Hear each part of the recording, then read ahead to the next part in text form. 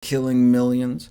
Up until 2010, there wasn't sufficient high-quality research out there to support the use of hibiscus tea to treat it, but there are now randomized, double-blind, placebo-controlled studies where hibiscus tea is compared to artificially colored and flavored water that looks and tastes like hibiscus tea, and the tea did significantly better.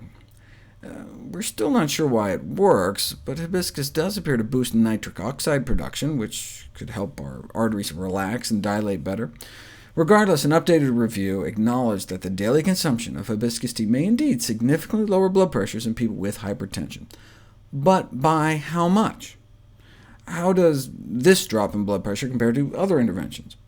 Well, the premier clinical trial when it comes to comprehensive lifestyle modification for blood pressure control is the premier clinical trial.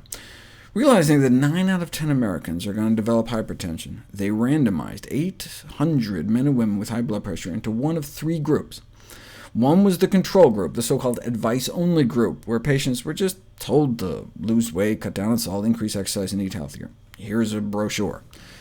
In the 2 behavioral intervention groups, they got serious. 18 face-to-face sessions, group meetings, food diaries, monitored physical activity, calorie and sodium intake.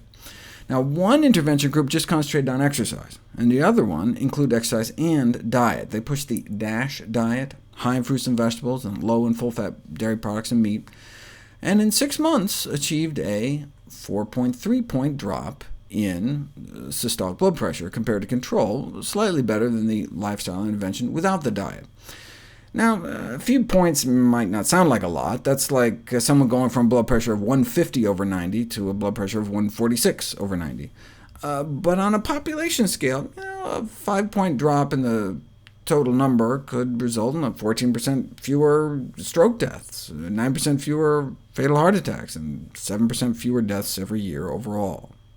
But a cup of hibiscus tea with each meal didn't just lower blood pressure by 3, 4, 5 points, but by 7 points, 129 down to 122. And in fact, tested head-to-head against a leading blood pressure drug called captopril, 2 cups of strong hibiscus tea every morning, using a total of 5 tea bags for those 2 cups, was as effective in lowering blood pressure as a starting dose of 25 milligrams of captopril taken twice a day. So, as good as drugs, without the drug side effects, and better than diet and exercise? Well, the lifestyle interventions were pretty wimpy. As public health experts noted, the premier study was only asking for 30 minutes of exercise a day, whereas the World Health Organization is more like hour-a-day minimum.